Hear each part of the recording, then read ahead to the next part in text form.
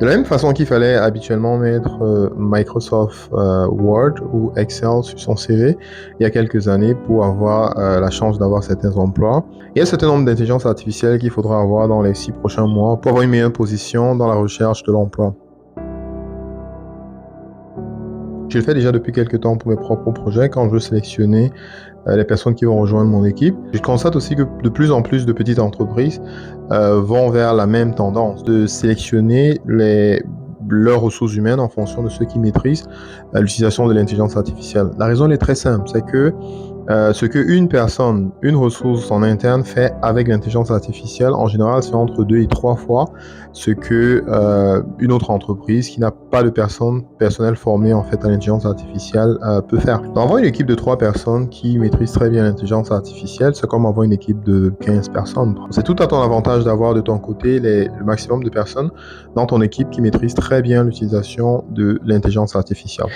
Alors, le premier outil que je pense qu'il faudrait avoir dans ton CV sur les 6 prochains mois, c'est l'utilisation de ChatGPT. Peu importe le secteur d'activité d'une entreprise, ChatGPT a le potentiel de faire gagner un temps juste fou, surtout sur les tâches comme la création des rapports ou alors la recherche d'idées ou par exemple des activités qui sont liées à l'amélioration de la qualité du service qui est offert. De ce point de vue-là, c'est super important d'avoir une équipe qui a la capacité d'utiliser ChatGPT.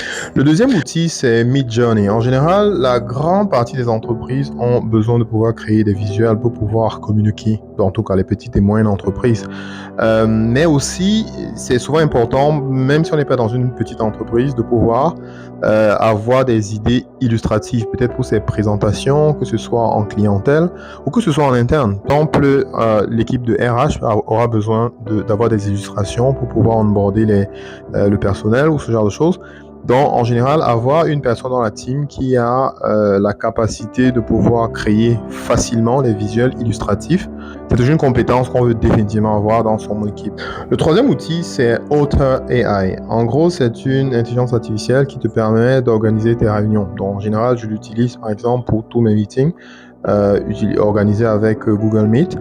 Il me permet automatiquement, à la fin de chaque réunion, de pouvoir auto-générer un texte, un rapport par rapport à la session qu'on vient d'avoir. Donc, en général, que ce soit avec un client ou que ce soit avec un partenaire. C'est une intelligence artificielle qui permet à ton équipe d'être assez réactive. C'est-à-dire qu'après avoir eu une session, par exemple, avec un client, ça fait toujours très positif pour le client de savoir que ton équipe a envoyé un rapport qui est bien structuré et qui résume l'essentiel de ce qui a été dit dans la session. Donc voilà quelques outils que je pense qu'il faudrait, si tu ne les as pas encore, il te faudrait les avoir sur ton CV sur les 6 prochains mois pour savoir que la concurrence est rude et les connaissances c'est dynamique.